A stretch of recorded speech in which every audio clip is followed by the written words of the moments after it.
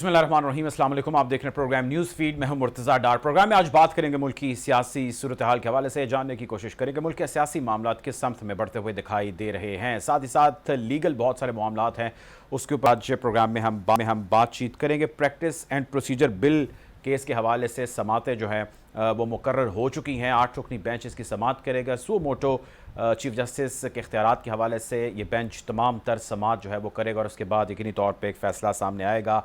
जो हुकूमत चाहती है वो और जो आइन और कानून में लिखा है वो उसके हवाले से इस सारे केस को लीड किया जाएगा। साथ ही साथ पंजाब के अंदर इलेक्शन का मामला वैसे का वैसा ही है। आखिरी इत्तलात इंफॉर्मेशन जो इलेक्शन कमीशन ने जमा कराई सुप्रीम कोर्ट के अंदर, उसके मुताबिक ना उनको सिक्योरिटी मिल सकी और ना ही उनको जो है सिक्योरिटी के साथ साथ फंड्स मिल सके। इस हवाले से सुप्रीम कोर्ट का कहना यह है कि अब जो कुछ होगा वो सबके इल्म में है। क्या कुछ हो सकता है, क्या पॉसिबिलिटीज़ हो सकती हैं, कंटेम्प्ट की भी बातें हो रही हैं। इस केस के अंदर मज़ीद क्या है, कैसा है, पॉसिबिलिटीज़ क्या हो सकती हैं, उसको आज प्रोग्राम में डिस्कस करेंगे। साथ ही साथ इमरान खान साहब और बुशरा बीबी जो है उनके निकाह के हवाले से बातचीत आज हुई है। काफ़ी मीडिया के ऊपर भी और सोशल मीडिया के ऊपर इस हवाले से बहस जारी है। 5 साल के बाद जो है जिन साहब ने मुफ्ती साहब ने उनका निकाह पढ़ाया, उन्होंने अपना बयान भी आज कलम बंद कराया। इस हवाले से भी आज प्रोग्राम में हम बातचीत करेंगे। गुफ्तगू का बाकायदा आगाज़ करते हैं। प्रोग्राम में मुझे ज्वाइन करें ताहिर मलिक साहब, सीनियर जर्नलिस्ट हैं, एनालिस्ट हैं। Welcome to the show Malik sahab, सबसे पहले तो मैं चाहता हूं कि हम बात करें जो सुओ मोटो केस है, प्रैक्टिस एंड प्रोसीजर बिल, इस हवाले से समात के लिए मुकर्रर हो गया है। मैं आपकी ओवरऑल अंडरस्टैंडिंग जानना चाहता हूं सुओ मोटो के हवाले से, जो कुछ माजी में होता आया और आपके ख्याल से फ्यूचर में क्या होना चाहिए, और इसकी टाइमिंग बड़ी यहाँ में डिस्कस की जा रही है। क्या एनालाइज करते हैं सर आप इस सारे सूरत हाल पर? मोटो को बहरहाल इसका लार्जर जो कॉन्टेक्स्ट मुझे समझ आ रहा है, मैं वो आपसे शेयर कर सकता हूँ। मेरी समझ में, और ये एविडेंशियल भी लग रहा है कि हुकूमत ने ये फैसला किया है कि ये जो सारा किस्सा तो शुरू हुआ है ना जी, आपके 3 रुकनी बेंच ने कहा जी 14 मई को आप अपना पंजाब में अपना इलेक्शन कराएं।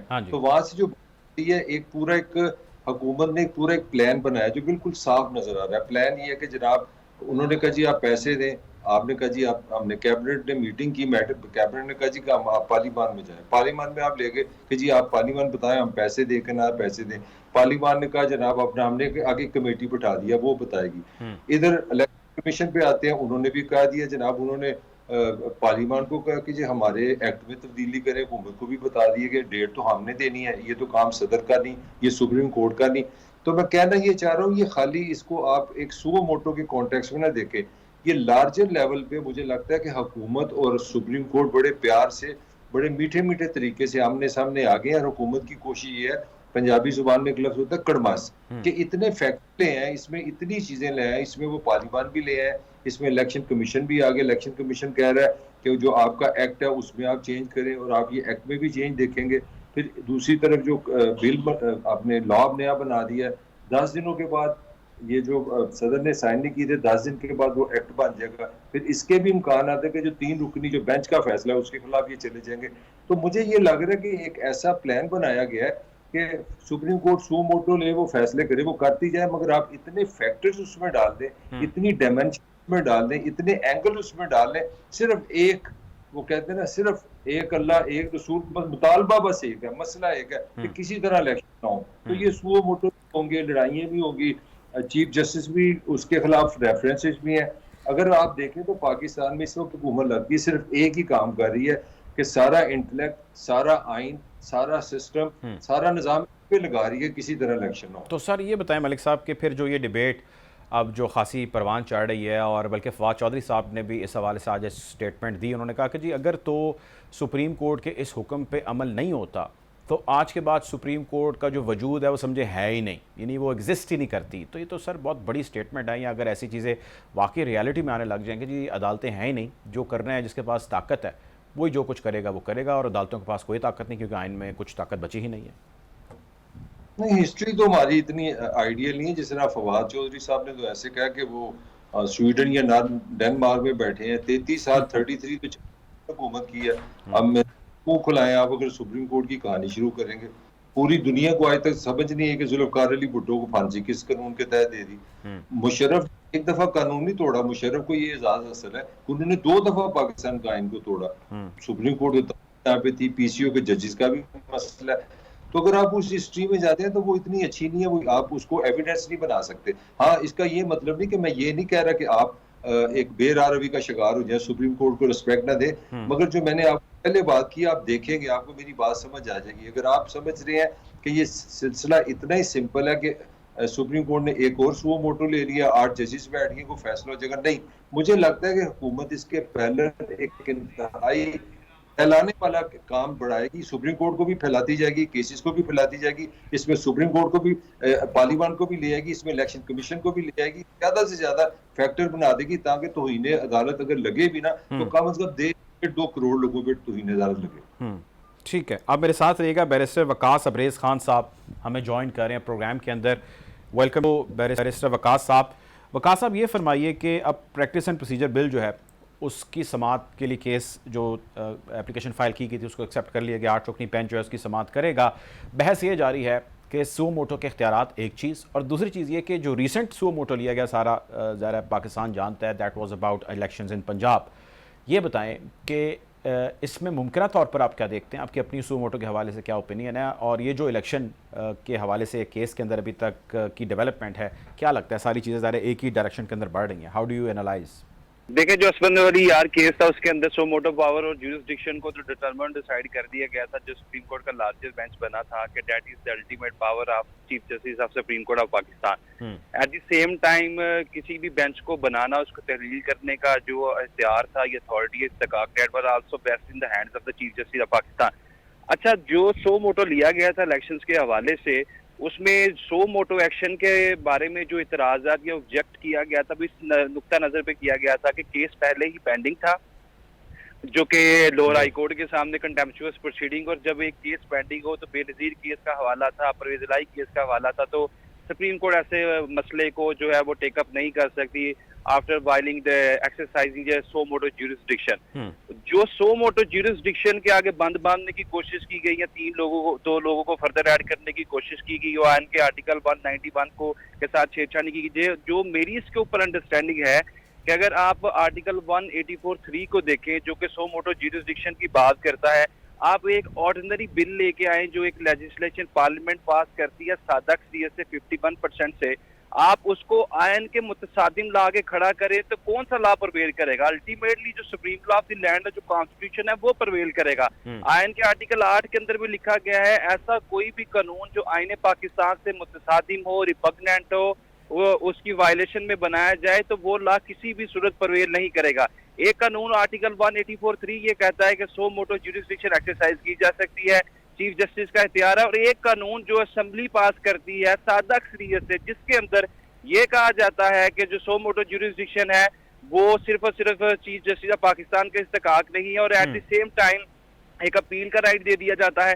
तो जब अपील आयन के अंदर ही मौजूद नहीं है सो मोटो ज्यूरिसडिक्शन के खिलाफ, आल्दो कि ये एक लीगल डिबेट है कि अपील होनी चाहिए नहीं होनी चाहिए, मुझसे पूछे तो शायद मैं कहूं कि सो मोटो ज्यूरिसडिक्शन के अगेंस्ट अपील होनी चाहिए, लेकिन ये जो अमेंडमेंट करने का तरीका था वो 2/3 मेजॉरिटी था, जो कि हमारी इस वक्त जो 228 लोग बनते हैं, 66% अगर हम टोटल देखें पार्लियामेंट की मेजॉरिटी को, जो 66% बनती है, लेकिन पार्लियामेंट के अंदर हमारी नेशनल असेंबली के अंदर हमारे तकरीबन आधे के करीब लगभग जो पीटीआई के लोग हैं वो तो वैसे ही रिजाइन कर चुके हैं। रिवर्ट हो सकता है, ये रिवर्स हो सकता है। जो मेरी मुर्तज़ा साहब इसके ऊपर अंडरस्टैंडिंग है, I am very sure about it, के जो सुप्रीम कोर्ट की भी इंटेंट नजर आती है, ये जो मामला है ये इतना कोई आसान मामला है, this is a matter between supreme court and the parliament. अच्छा, मेरी बात सुने, ये तो आपकी बात बिल्कुल बजा है और इसके ऊपर ही डिबेट जारी है, और काफ़ी हद तक हुकूमत को भी इसके ऊपर क्लैरिटी है, और बहुत सारी अब ये डिबेट भी होने लग गई है कि भाई रिवर्स हो जाना है, अब देखना है कि कब और कैसे होगा। अब ये सारा जो मामला है ना बैरिस्टर साहब, वो सारा घूम रहा है, आप जानते हैं, इलेक्शंस के गिर्द। अब एक बड़ी अजीब सी सूरत हाल है, मैं भी थोड़ी देर पहले मलिक साहब से बात कर रहा था कि ऐसी स्टेटमेंट्स, बयानात जो है वो आ रहे हैं कि जी सुप्रीम कोर्ट की एग्जिस्टेंस ही नहीं रहेगी अगर उसके हुक्म के ऊपर अमल नहीं होगा।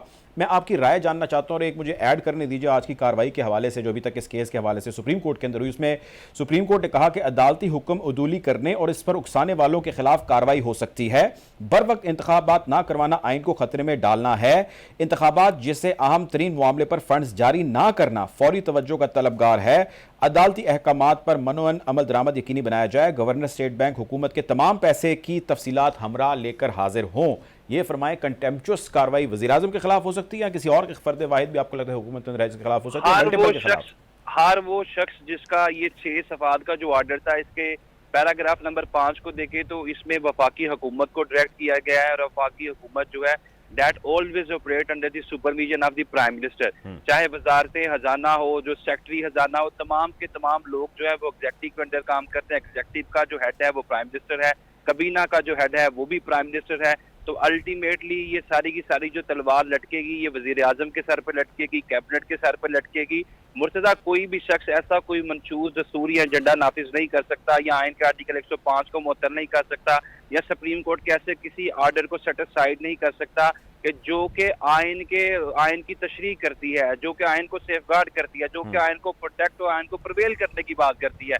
ये जो रवैया इस वक्त टॉप करने की कोशिश की जा रही है, इस तरह लगता है कि एक तरफ सुप्रीम कोर्ट खड़ी है, एक वक्त पार्लियामेंट खड़ी है।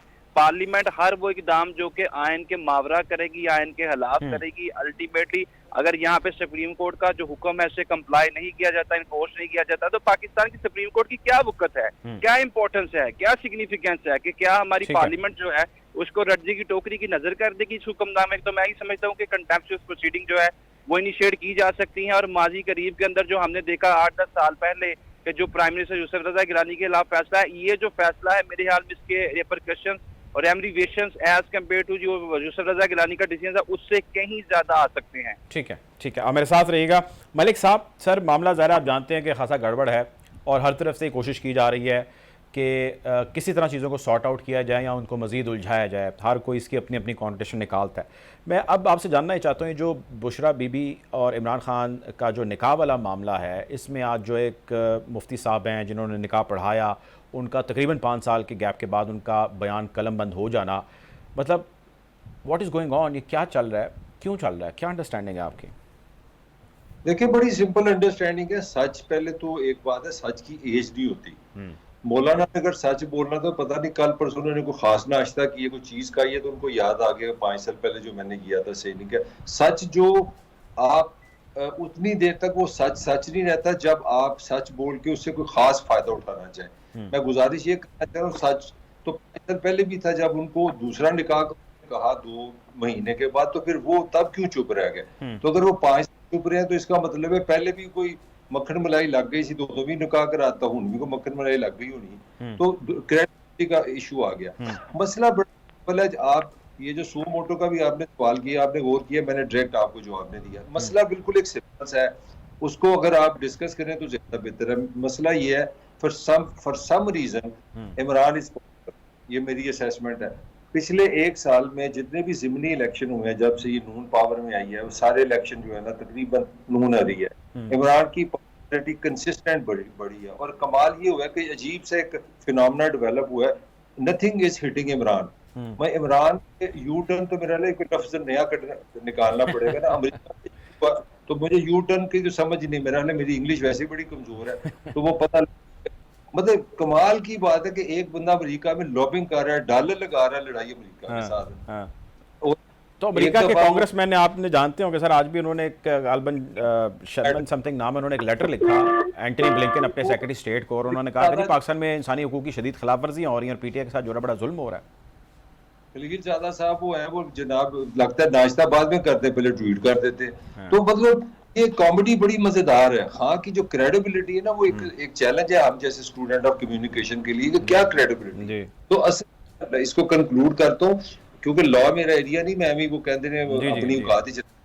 असल पॉइंट ये है कि पाकिस्तान की पॉलिटिकल डेवलपमेंट ऐसी नहीं हुई कि कोई हुकूमत, कोई पॉलिटिकल पार्टी बैठी हो और उसको नजर आ रहा हो कि वो इलेक्शन कराएगी तो हार जाएगी। वो कहते हैं ये कौन सा लॉजिक है, ये कौन सी अक्लमंदी है, ये कौन सी रैशनैलिटी है कि हम एक इलेक्शन कराएं और हार के घर चले जाएं। तो वो जो आप कह रहे हैं ना, ये सुओ मोटो होगा, फिर अपील होगी, फिर केस होगा, इसका कोई कानून से, आइन से, सच्चाई। सर इलेक्शन में रियाज सुने ना मलिक साहब, अक्टूबर में इलेक्शन होंगे तो ये जीत जाएंगे, एक सवाल है, या उसके चले आगे और 6 महीने आगे चले जाते हैं, साल चले जाते हैं, क्या लगता है? प्लानिंग में वो भी है कि अक्टूबर में भी ना हो, ये पूरी नहीं होते सर, आगे हो जाते हैं, तो मुझे बताएं ना, ग्राफ क्या डाउन हो जाएगा, क्या होगा, अप हो जाएगा?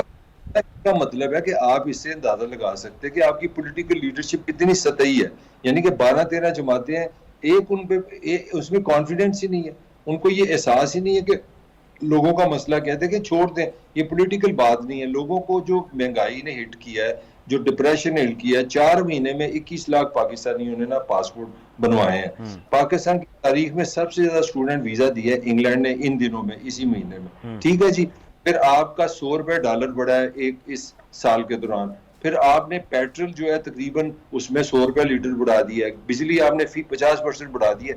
लोगों को जो मसला है, ये इमरान, जो आपका असल सवाल है, इमरान इसलिए डर रहा कि लोगों को कोई फील नहीं मिली, हुकूमत की चेंज नहीं मिली, कंसिस्टेंट महंगाई, कंसिस्टेंट बेरोजगारी में इजाफा और कंसिस्टेंट होपलेसनेस के वजह से इमरान खत्म ही नहीं हो रहा। इमरान पे इतने अटैक हुए हैं, इतनी उसकी चीजें, उसकी तोशाखाना की घड़ी, कहाँ रियासत तो काम ने दी घड़ी भेज दी थी, वो कहता भेज दी थी, मैंने सड़क बना दी, कोई चीज हिट नहीं कर रही। ये मैं असल जो आपके डिबेट कर रहा हूँ, साबित ये कर कि हुकूमत की परफॉर्मेंस इतनी कमजोर है कि इमरान खान की लॉटरी निकली हुई है। अब ये उन्होंने नया बम ये चलाया मजहबी वाले से कि बात करता है रियासत मदीना की, निकाह करता है जैली, और मेरा ख्याल इसका नहीं पड़ेगा। ठीक है, इसका जरा लीगल पहलू भी जान लेते हैं। बैरिस्टर साहब ये फरमाएं कि जो निकाह है गैर कानूनी है, वन लाइनर अगर मैं आपसे पूछूं कि ये कितना कॉम्प्लिकेटेड मामला है इमरान खान साहब के लिए, या आपको लगता है कि नहीं ये कोई खास कॉम्प्लिकेटेड नहीं है? मेरा ख्याल है कि this is not going to be the complicated one, और चूंकि सारी चीजें जो है वो तो उसको तो डिपिक्ट कर दिया गया था। अल्टीमेटली अगर उसके अंदर कोई प्रोसेस के अंदर इलीगैलिटी है या इरेगुलरिटी है तो वो मेरे ख्याल में that would be dealt by the family court. इससे खान साहब की जो डिस्क्वालिफिकेशन पे कोई चीज़ असरअंदाज नहीं होगी, कोई भी मतलब असरअंदाज इसके अंदर नहीं होगी, कोई चीज़ बिल्कुल नहीं होगी, इसका इससे कंसर्न ही कोई नहीं है। पॉलिटिकल आप विंडिकेशन के लिए ये चीज़ जरूर इस्तेमाल कर सकते हैं कि आप अपनी पॉलिटिकल गेन के लिए या अपनी कैंपेन के लिए, लेकिन ultimately so far as legal proceedings are concern इसका इससे कोई कंसर्न नहीं। लेकिन मुर्तज़ा एक बात जरूर कहूँगा कि हमारे मुल्क के अंदर जो ये रीत रही है या ये एक ट्रेडिशन बन चुकी है कि कोई भी शख्स जब पावर कॉरिडोर में बैठता है, चाहे बाजवा साहब हो या जो भी शख्स हो या साकिब निसार साहब हो, जब तक वो बैठते हैं ये सारे लोग जो है उनके कसीदे पढ़ते हैं, जब वो चले जाते हैं तो फिर उनके खिलाफ बातें करते हैं। जिस तरह ये निकाह वाला जो भी मौलवी हज़रात थे, आप उस वक्त ये सारी चीजें मंजर आम पे लाए जब वो प्राइम मिनिस्टर से, जब अब वो प्राइम मिनिस्टर नहीं रहे या कोई नॉन स्टेट एक्टर या किसी भी शख्स ने इनको इन्फ्लुएंस किया तो आप ये स्टेटमेंट देने पे आ गए। आपने खुद वो गलत काम किया और अल्टीमेटली आज उस काम की तशहीर कर रहे हैं। ठीक है, बहुत शुक्रिया जी प्रोग्राम के लिए वक्त निकाला आपने। बैरिस्टर वकास अब्रेज़ खान साहब, ताहिर मलिक साहब, सर आपका भी बहुत शुक्रिया। नाज़रीन एक ब्रेक है, बढ़ते हैं, वापस आते हैं, गुफ्तगू जारी रखेंगे और फ्रीडम ऑफ स्पीच आइन का आर्टिकल 19 के हवाले से कुछ डेवलपमेंट्स आज हैं, फैसला है, उसके हवाले से भी आज बात करेंगे, वो क्या है और वो कितना खुशाइंद है फ्रीडम ऑफ एक्सप्रेशन के हवाले से, उसको भी आज डिस्कस करेंगे। Take a break.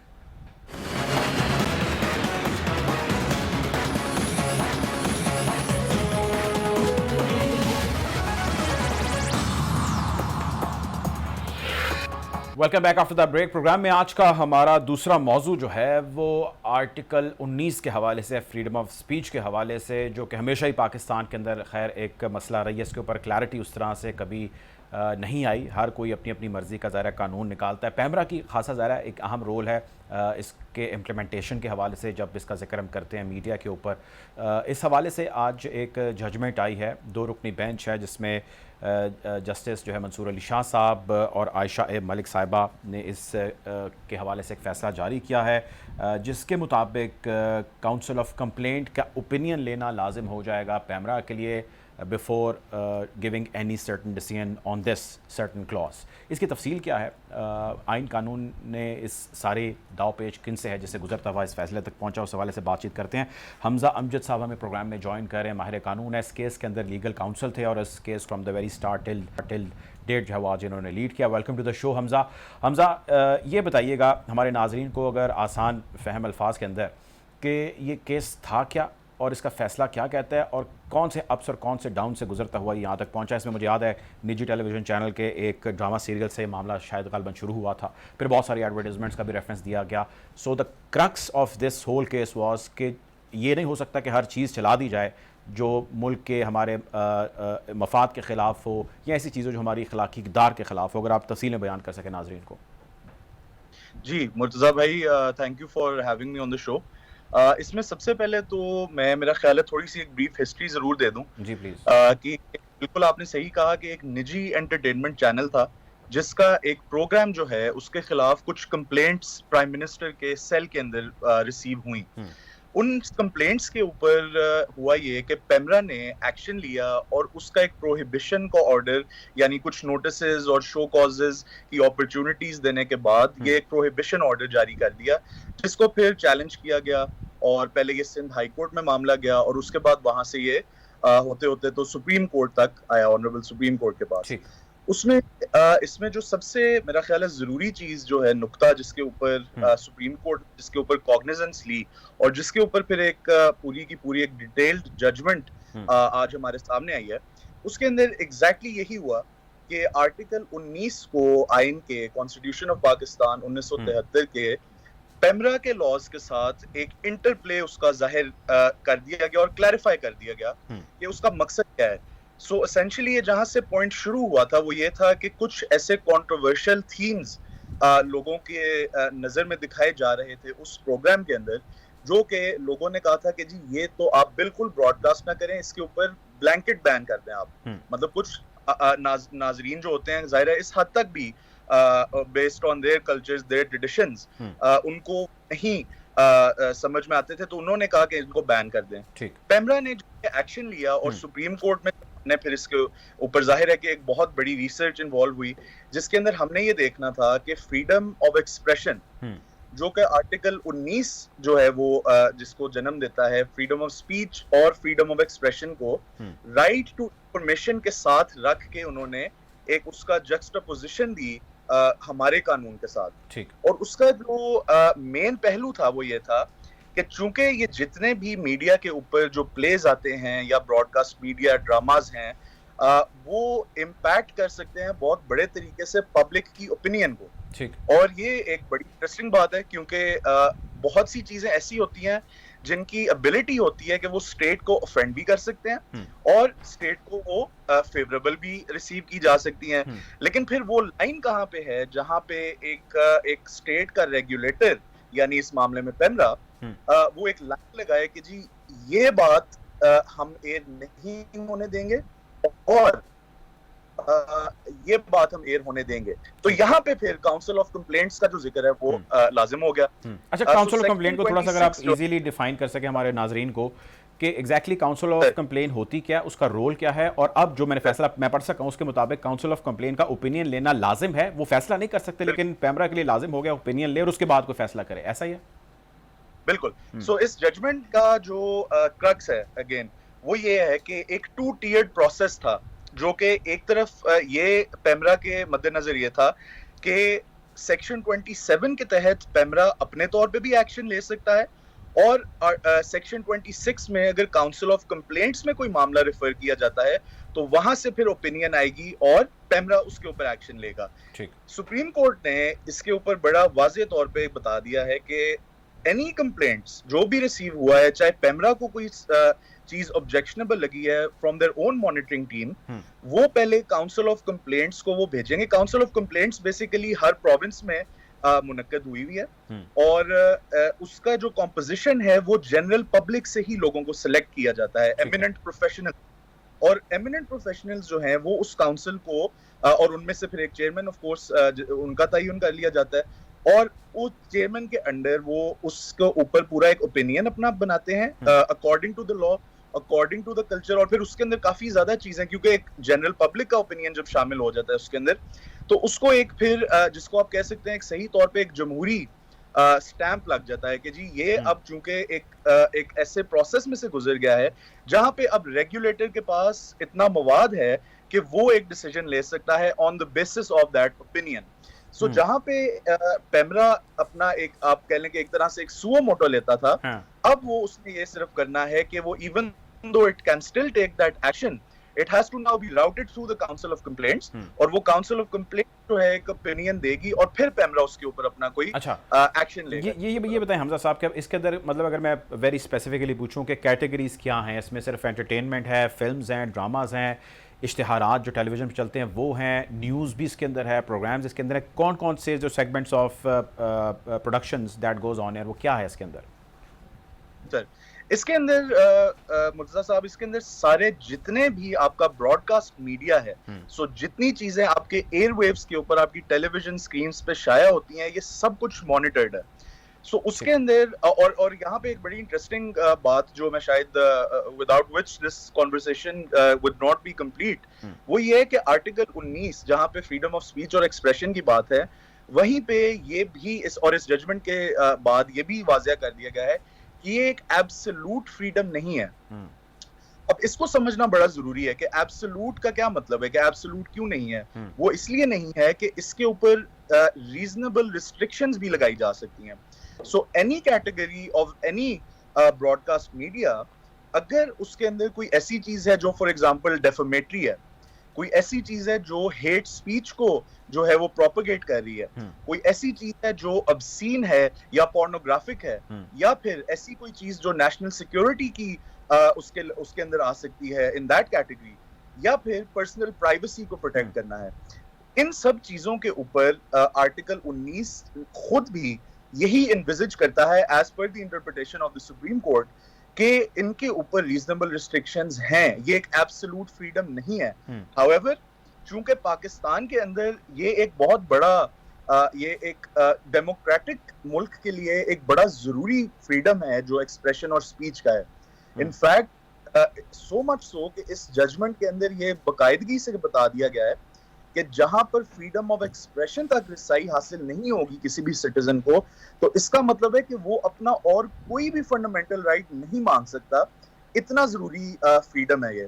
तो एट द सेम टाइम इसकी और यही एक बैलेंस जो है ये स्टोर करना है पेमरा ने भी कि कहाँ पे वो लाइन है। अगेन वही बात कि और उसका एक बड़ा एक क्लियर तरीका भी आ चुका है जिसके अंदर अब काउंसिल ऑफ कंप्लेंट और पेमरा उसको फिर उस ओपिनियन को सामने रख के और अपनी फिर प्रोसेस के जरिए उसको वो प्रोहिबिट। ठीक है। अच्छा, आखिरी सवाल हमजा ये बताइएगा कि आपको लगता है कि काउंसिल ऑफ कंप्लेंट की इस फॉर्मेशन तो खैर उसकी पहले भी थी जो मैं पढ़ सका, उसको अब ये पावर्स मिलने के बाद ट्रांसपेरेंसी जो है वो ज़्यादा आ जाएगी। अगर किसी को ये डाउट था या भाम था या ख्याल था कि जी पेमरा जो है हुकूमती बॉडी है और वो वन साइडेड फैसले ले लेती है, इसके आ जाने के बाद वो क्वेश्चन काफ़ी हद तक कम हो जाएगा, पब्लिक ओपिनियन इन्वॉल्व हो जाएगा। तो बहुत सारे ऐसे जो ओपिनियन मेकर हैं, न्यूज़ मेकर हैं, they will get a huge margin in saying whatever they would want to say. Sir नहीं, सो मेरा ख्याल है कि इसके लिए बड़ा एक जरूरी जो चीज है समझना वो ये है, और स्पेशली क्योंकि इस जजमेंट के अंदर इस चीज को बड़ा क्लैरिटी के साथ बता दिया गया है कि जो ब्रॉडकास्ट मीडिया है वो एक ऐसा इफेक्टिव टूल है जिसके जरिए कुछ सोशल टैबूज को जो है उनके बारे में बात की जा सकती है। ठीक है, और उनके इर्द गिर्द जो स्टिग्मास फॉर एग्जांपल अटैच होते हैं उनको तोड़ा जा सकता है। अब इसके अंदर जब आप बात करते हैं कि फॉर एग्जांपल और मैं अगर आपके सवाल से ही ये लूं बात कि बर्डन कहाँ पे अब फॉल कर रहा है कि एक जर्नलिस्ट फॉर एग्जांपल या एक एक्टर एक स्क्रिप्ट को जब पढ़ेगा तो वो कहेगा कि यार ये ऐसी बात है जो मैं शायद नहीं अब टीवी के ऊपर जो है वो कर सकता, और या अगर कर दूंगा तो there is a good chance कि PEMRA as the state regulator इसके ऊपर एक्शन लेगी। सो इसका जवाब मेरा ख्याल है बड़ा जो सिंपल आई वुड से वो ये है कि चूंकि फ्रीडम ऑफ एक्सप्रेशन और राइट टू इंफॉर्मेशन ये दोनों कॉम्प्लीमेंट्री प्रोविजंस हैं, तो जहां पर फ्रीडम ऑफ एक्सप्रेशन और राइट टू इंफॉर्मेशन का एक बैलेंस स्ट्राइक करना है, वहां पर of course the council of complaints is a very now will also be much more important now, जिसके अंदर एक पूरी जो काउंसिल है वो पब्लिक ओपिनियन की बेसिस के ऊपर बैठ के ये फैसला करेगी कि आया एक सेक्शन है एक प्रोग्राम का जिसको लोग कह रहे हैं कि जी ऑब्जेक्शनेबल है, या इवन पेमरा कहता है कि this is not something that we can air, तो वो उन 9 लोगों का ओपिनियन उतना ही अब इम्पोर्टेंट हो जाएगा। But at the end of the day चूंकि पेमरा स्टेट का रेगुलेटर तो रिमेन करता है कि पेमरा ही है, पेमरा के ऊपर ये बर्डन जरूर होगा कि उसने अब इन राइट्स को जो है वो बैलेंस करना है।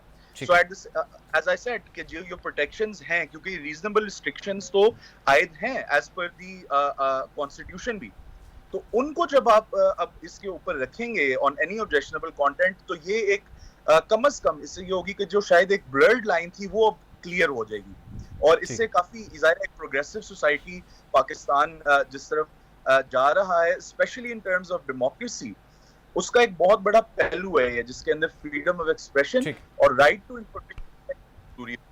ठीक है जी, बहुत शुक्रिया जी हमज़ा अमजद साहब, बैरिस्टर हमज़ा ने प्रोग्राम में वक्त निकाला, बहुत शुक्रिया आपका। नाज़रीन, ख़त्म हो जाता है प्रोग्राम के वक्त, हालात हादरा से आपको यूं ही आगाह रखेंगे। अब तक लेते हैं, अपना ख्याल रखिए, अल्लाह हाफ़िज़।